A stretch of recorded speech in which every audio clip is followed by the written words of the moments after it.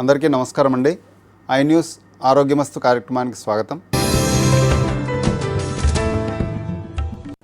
ఈ I news ఆరోగ్యమస్తు కార్యక్రమం ద్వారా ఇప్పటివరకు మీ అందరికి కూడా ఏంటంటే చాలా రకాల శారీరక సమస్యలకు, తర్వాత మానసిక సమస్యలకు సుజోక్ థెరపీ ద్వారా, తర్వాత నాడీ యోగం ద్వారా, తర్వాత స్మైల్ మెడిటేషన్ ద్వారా, ముద్రా థెరపీ ద్వారా చాలా రకాలైనటువంటి టిప్స్ ఇవ్వడం అనేటువంటి జరిగింది.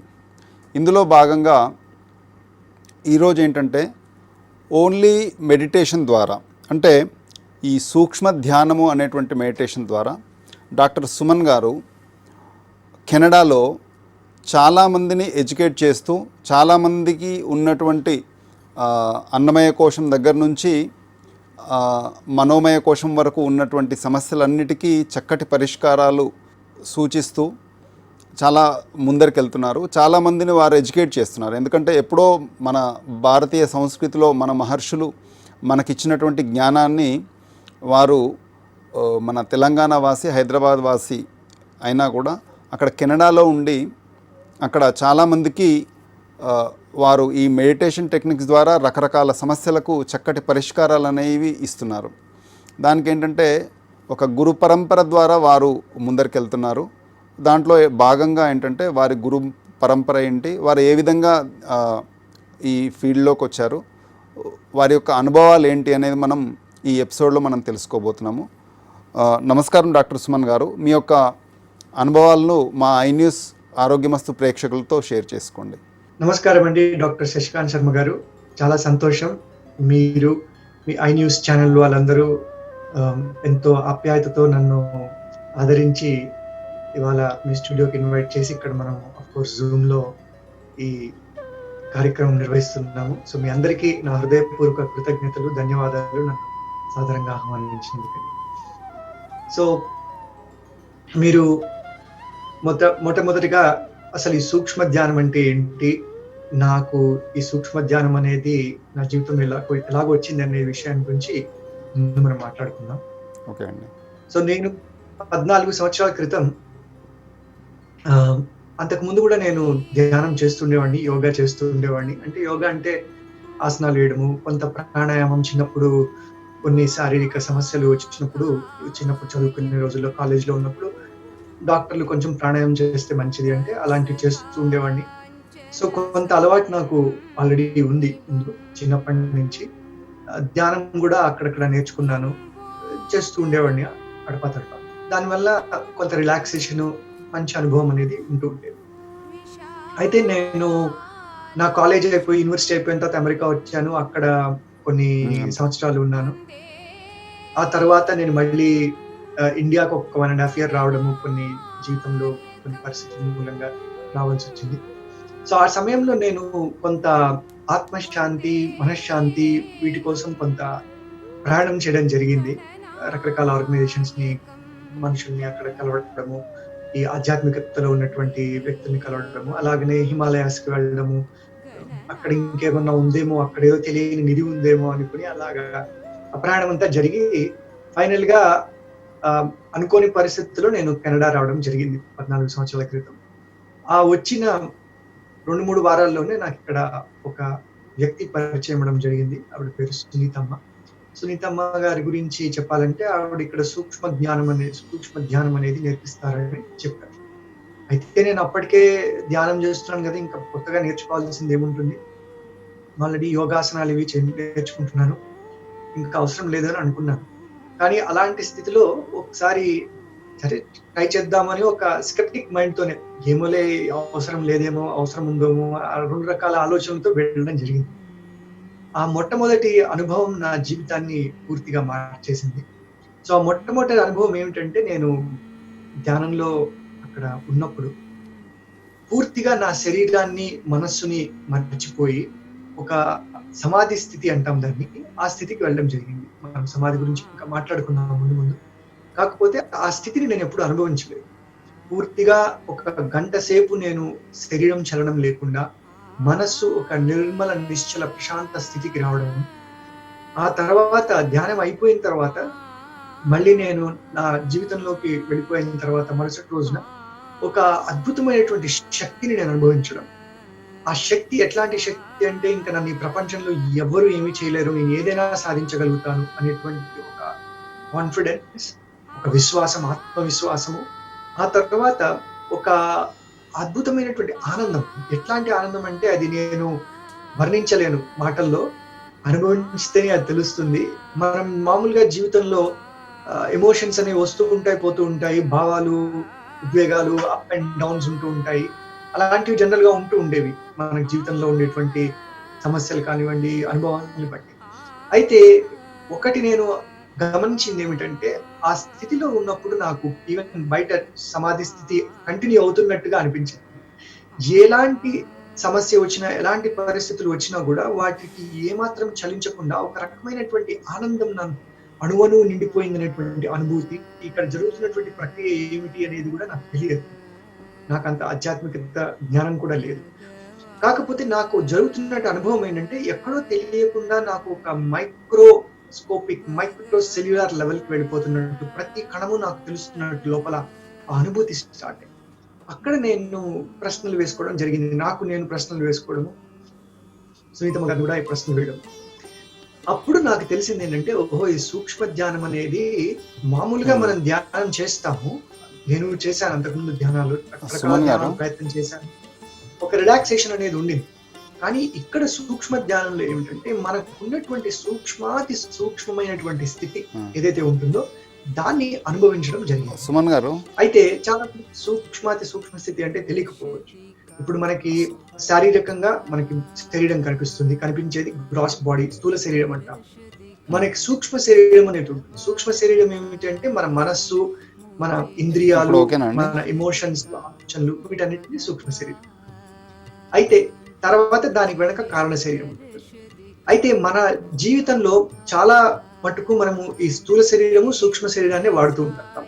ఆ సూక్ష్మ శరీరంలో మనకు వచ్చేటువంటి ఆలోచనలు, మనకు వచ్చేటువంటి భావాలు చాలా సార్లు చాలా నెగిటివ్ గా, చాలా కలుషితమైనటువంటి భావాలు వస్తూ ఉంటాయి అక్కడ. ఉదాహరణకి మనకి సనాతన ధర్మం ఏం చెప్తుంది అంటే, మనకు అరిషడ్ వర్గాలు ఉన్నాయి: కామ, క్రోధ, లోభ, మోహ, మద, మాత్సర్య. అంటే excess desire, anger, greed, jealousy, delusion, false ego. ఇవన్నీ ఏం చేస్తాయంటే, మనకి తెలిసో తెలియకనో మనం వీటన్నిటిని అనుభవిస్తుంటాం. ఈ అనుభవించి ఏం చేస్తుంటామంటే, ఈ మన మనస్సు, ఆ సూక్ష్మ శరీరం అనేటువంటి ఆ ఫీల్డ్ ని, దాన్ని పొల్యూట్ చేస్తుంటాం, కలుషితం చేస్తుంటాం. ఆ కలుషితమైనటువంటి భావాలు మనకి శరీరం మీద పడుతుంటాయి. సో పూర్తిగా మనము జీవితంలో వీటికి బానిసలైపోయి బతుకుతున్నాం, మోస్ట్ ఆఫ్ us, చాలా మంది. సో నేను కూడా అలానే ఉండేవాడిని. నాకు తెలియదు అప్పటికి ఇవన్నీ కూడా. ఇన్ఫాక్ట్ నేను సునీతమ్మ గారి దగ్గరికి వచ్చే వరకు ఈ అరిషడ్ వర్గాల గురించి తెలియదు, ఏమీ తెలియదు. నేను మంచిగా ఉద్యోగం చేస్తున్నాను, బాగానే డబ్బులు సంపాదిస్తున్నాము, లైఫ్ సాగుతుంది. కాకపోతే లోపల ఫిజికల్ ప్రాబ్లమ్స్ ఉన్నాయి, ఈ స్టమక్ ప్రాబ్లమ్స్ ఉన్నాయి, మానసికంగా ఒత్తిళ్ళకి బాగా గురవుతున్నాము, అశాంతి అనేది బాగా డెవలప్ అయింది జీవితంలో. 30 ఏళ్లకే ఇవన్నీ స్టార్ట్ అయింది. కాకపోతే దాని మీద ధ్యాస లేదు. నేను బతుకుతున్నాను కదా, బాగానే ఉన్నాను కదా అని ఒక ఓవర్ కాన్ఫిడెన్స్ అని కూడా అనుకోవచ్చు, ఆర్ అజ్ఞానం అని అనుకోవచ్చు. అలాంటి స్థితిలో నాకు ఈ అనుభవం జరిగినప్పుడు నాకు అది ఒక కొత్త అనుభూతి. ఎప్పుడు నేను జీవితంలో ఇన్ని సంవత్సరాలు మనం చదువుకోవడము, ఏదో జీవితంలో ఏదో సాధించాలి, అమెరికా వెళ్ళాలి, అక్కడ రీసెర్చ్ చేయాలి, ఇంకా పెద్ద పెద్ద పదవులు అధిరోహించాలి, ఇలాంటివి అనమాట. నేమ్, ఫేమ్, పవర్, మనీ అని అంటాం కదా, వాటి మీద ధ్యాస. ఎప్పుడైతే నాకు ఇది అనుభవం అయిందో, అరే ఇది అసలు నన్ను మనిషిగానే పూర్తిగా మార్చేసింది అనేటువంటి అనుభూతి. ఇన్ఫాక్ట్ ఎలాగా కంపేర్ చేస్తానంటే, సూక్ష్మ ధ్యానానికి ముందుకి తర్వాతకి అనుభవము. ముందు నేను కనుక ఇలాగా ఉండుంటే, తర్వాత ఇలాగా, అంటే మనిషిని పూర్తిగా మార్చేసింది. నా అవగాహన, నా జీవితం యొక్క ఉద్దేశము, ఇవన్నీ కూడా పూర్తిగా మారిపోవడం జరిగింది. సో అప్పుడు నాకు తెలిసింది ఏంటంటే, ఈ సూక్ష్మ శరీరంలో ఉన్నటువంటి ఈ అరిషడ్ వర్గాలని క్లీన్ చేసేటువంటిది, శుద్ధి చేసేటువంటిది సూక్ష్మ ధ్యానం. అంటే మనం చేస్తున్న ధ్యానాలు కరెక్ట్ కాదా అని అనొచ్చు. అన్ని ధ్యానాలు కరెక్టే, దీనిలో తప్పేమీ లేదు. కాకపోతే వాటిలో మోస్ట్లీ మనం అనుభవించేది అంటే ఒక రిలాక్సేషన్, ఒక ప్రశాంతత కొంతవరకు వస్తుంది. కానీ సూక్ష్మ ధ్యానం మిమ్మల్ని డైరెక్ట్ గా, డీప్ గా మీకు ఆ సమాధి స్థితి అనే స్థితికి తీసుకువెళ్తుంది.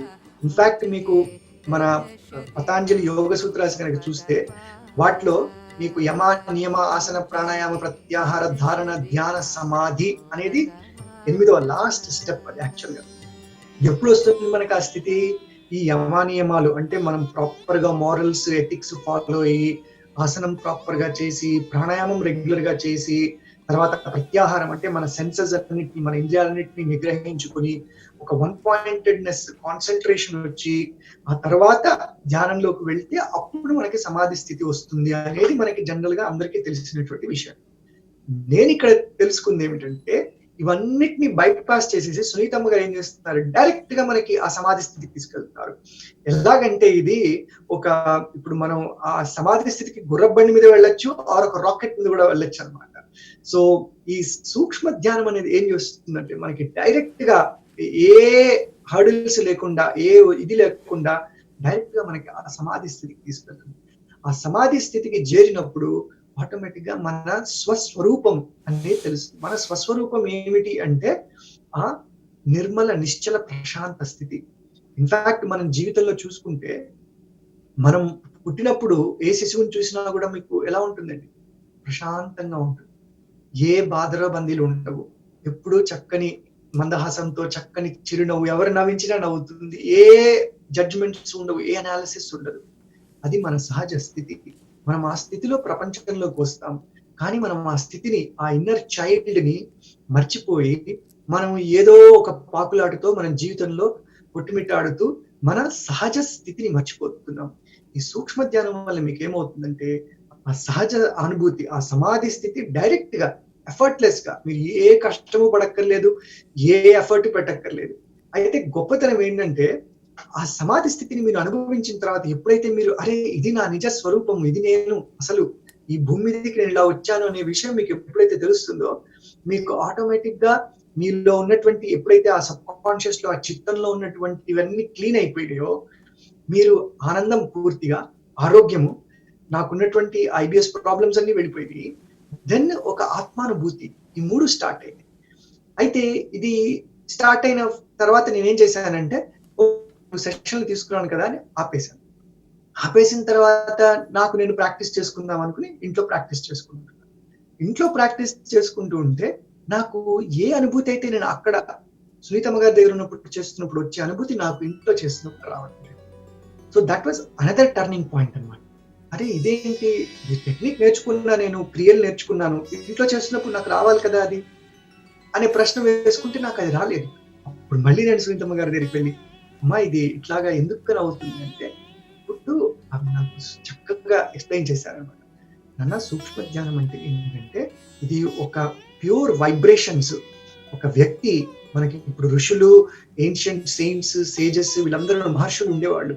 వీళ్ళందరూ ఏంటంటే ఒక టెక్నిక్ మీద ఆధారపడకుండా వాళ్ళు పూర్తిగా ఆ ప్యూర్ వైబ్రేషన్స్ ని వాళ్ళు ఒక నింపేసుకుని, పూర్తిగా వాళ్ళ జీవితమే ఒక వైబ్రేషన్, ఒక ప్రకంపన, ఒక పరిపూర్ణ శుద్ధ చైతన్యంతో నిండిపోయి ఉన్నప్పుడు వాళ్ళు ఏం చేస్తారంటే ఆ వైబ్రేషన్ ని రేడియేట్ చేస్తుంటారు. ఇప్పుడు ఎలా అయితే మనకు ఒక సూర్యుడు ఆ సోర్స్ నుంచి మనకి లైట్ ఎనర్జీ ఎలా అయితే రేడియేషన్ అలా వస్తుందో, అట్లాగా ఈ మహర్షులు, ఈ ఋషులు ఇదివరకు మనకి చూస్తే వేల సంవత్సరాల క్రితము వాళ్ళు ఇదే ప్రక్రియ ద్వారా వాళ్ళ దగ్గరికి వచ్చినటువంటి వాళ్ళందరికీ కూడా ఆ శుద్ధ చైతన్యంతో, ఆ శుద్ధమైనటువంటి ప్రకంపనాలు, వైబ్రేషన్స్ తో వాళ్ళకి అనుభవం ఇచ్చేవారు.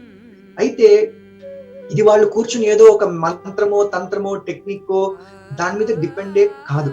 It is beyond the techniques అన్నమాట. సో సునీతం ఎప్పుడు అంటుంటారు, techniques can do wonders but pure divine energy can do miracles. అంటే టెక్నిక్స్ కొంత మనకి ఇస్తాయి, కొంత రిలీఫ్ ఇస్తుంది, కానీ ఆ ప్యూర్ వైబ్రేషన్స్ అనేవి, ఆ శుద్ధమైనటువంటి ఆ ప్రకంపనాలు, ఆ చైతన్యం అనేది ఏం చేస్తుందంటే మనకి పూర్తిగా అసలు అనుకోని విధంగా, ఊహించని విధంగా మన జీవితంలో మార్పులు తీసుకొస్తుంది. ఈ ప్రక్రియలో ఏం జరుగుతుంది అంటే, ఈ హయ్యర్ స్టేట్ ఆఫ్ వైబ్రేషన్ లో ఉన్నటువంటి సునీతమ్మ లాంటి ఈ, మనం వాళ్ళని ఏమనొచ్చు అంటే ఒక సిద్ధ గురువులు అనొచ్చు. వాళ్ళకి కొన్ని సిద్ధులు అనేవి ఉంటాయి. అఫ్ కోర్స్ అవి వాళ్ళు చూపించుకోవాలని, ఏదో వాళ్ళని బాహ్యంగా ప్రదర్శించుకోవాలని కూడా అనుకోరు. ఇన్ఫాక్ట్ సునీతమ్మ ఎక్కడికి బయటికి కూడా ఎక్కడికి వెళ్ళరు. ఎప్పుడు 4 గోడల మధ్య అలా సమాధి స్థితిలో, ధ్యాన స్థితిలో ఉంటారు. వచ్చిన వాళ్ళందరికీ అనుభూతిని ఇస్తుంటారు.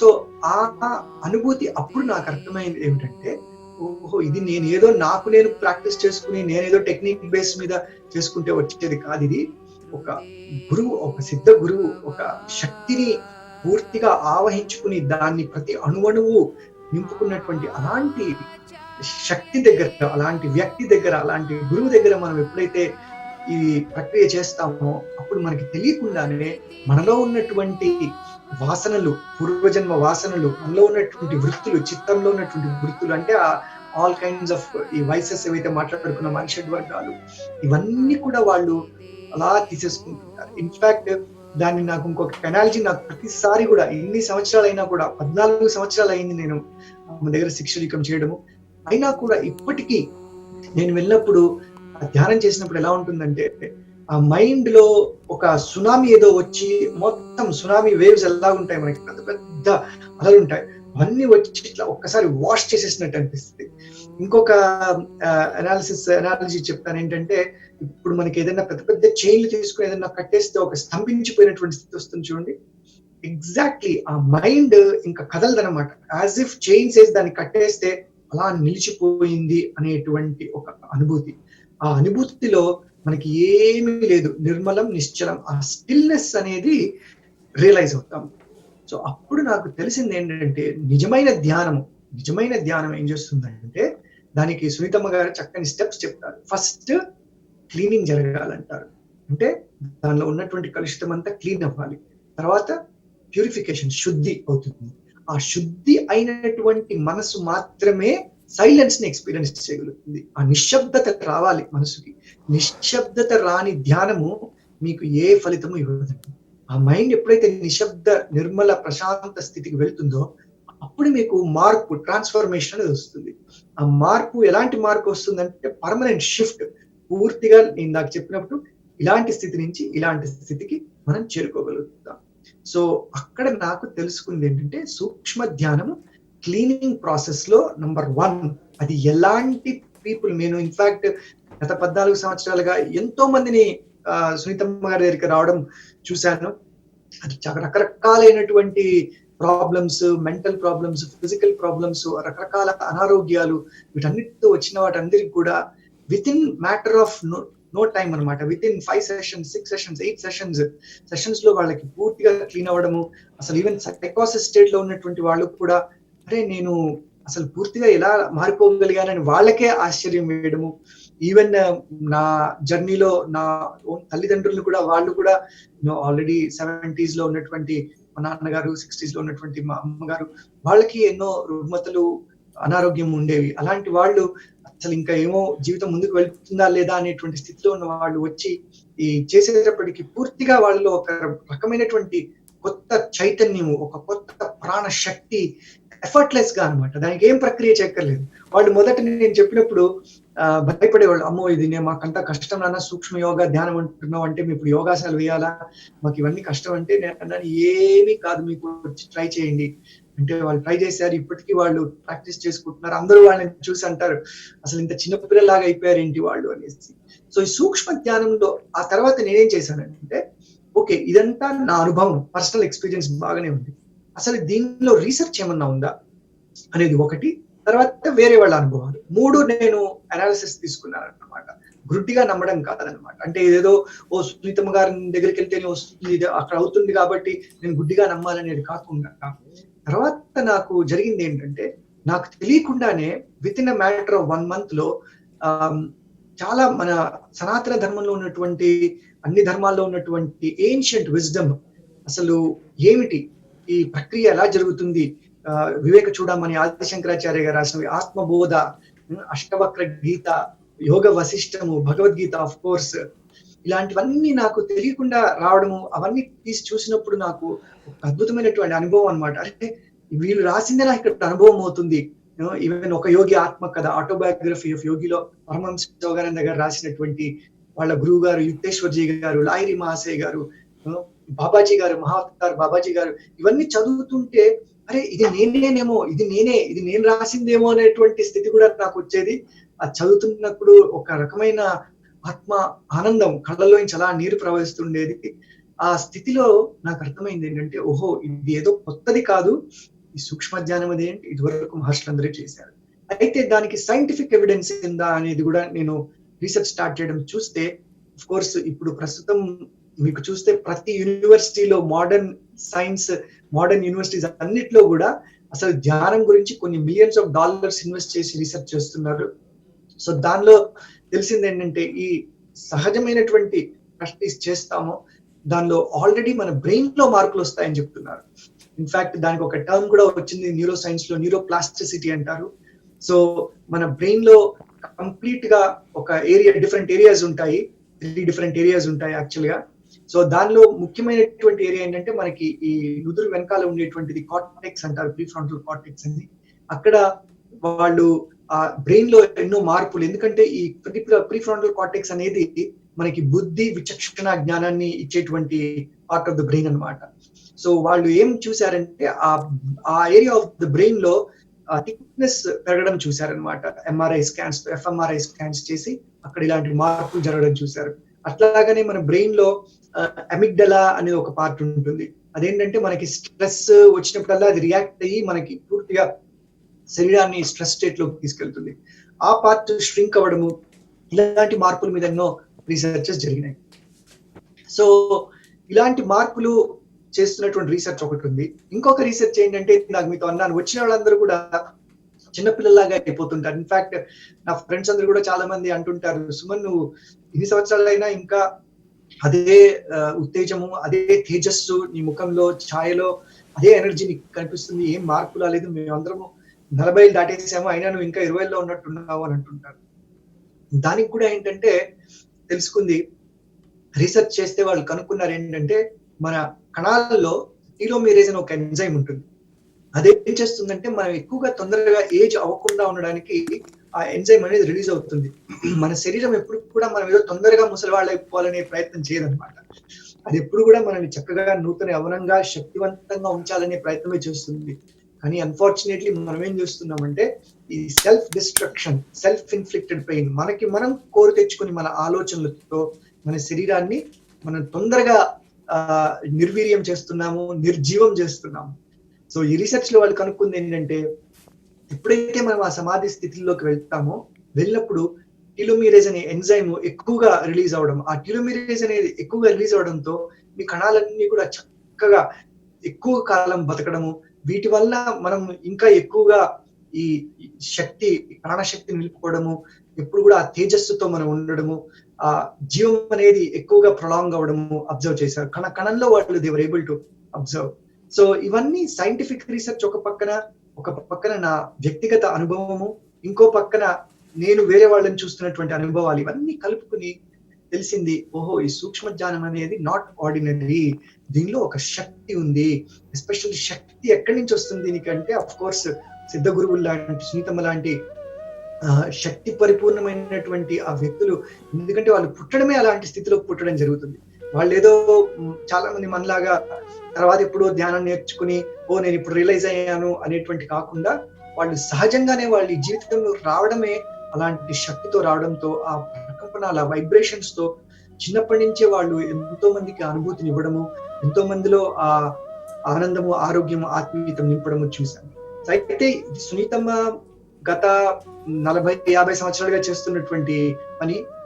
తను ఇండియాలో, ఆఫ్రికాలో, కెనడాలో, అమెరికాలో, రకరకాల దేశాల్లో, యూరప్ లో అన్ని చోట్ల ఇవన్నీ చేసుకుంటూ వచ్చారు. కాకపోతే నేను ఎప్పుడైతే 14 years బ్యాక్ నేను పరిచయం అవ్వడం జరిగిందో, అట్లాగనే మిగతా స్టూడెంట్స్ అందరం కూడా మేము కలిసి ఇది ఒక ఫార్మల్ గా ఒక నాన్ ప్రాఫిట్ ఎన్జిఓ కింద మనం ఎస్టాబ్లిష్ చేసి ప్రపంచం నలుమూలల దీని అనుభవాన్ని ఎంతో మందికి ఇచ్చి జీవితాలు మార్చేయచ్చు. ఈ సమాధి స్థితి అనేది ప్రతి మనిషి అనుభవించవచ్చు.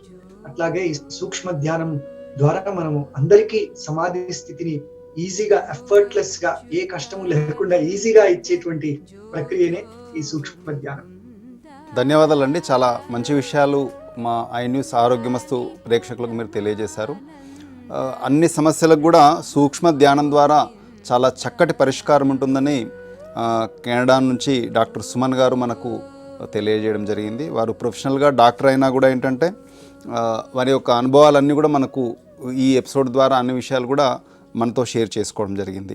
ఆ విధంగానే నెక్స్ట్ ఎపిసోడ్లో ఏంటంటే ఈ శరీరంలో చాలామందికి రకరకాల శరీర బాధలు, నడుము నొప్పి, తర్వాత మెడ నొప్పి, తర్వాత డయాబెటీస్, ఇప్పుడు చెప్పుకుంటే థైరాయిడ్, తర్వాత ఆటో ఇమ్యూన్ డిసార్డర్స్ అంటే ఆర్ఏ ఫ్యాక్టర్, రుమటాయిడ్ ఆర్థరైటిస్ ఇట్లాంటి సమస్యలతో చాలామంది బాధపడుతున్నారు. ఇట్లాంటి వాటికి సూక్ష్మ ధ్యానం ద్వారా సైంటిఫిక్గా ఎట్లాంటి ఎవిడెన్స్ బేస్డ్గా ఎట్లాంటి పరిష్కారాలు ఉంటాయో మనం సుమంత్ గారి ద్వారా అడిగి తెలుసుకుందాం.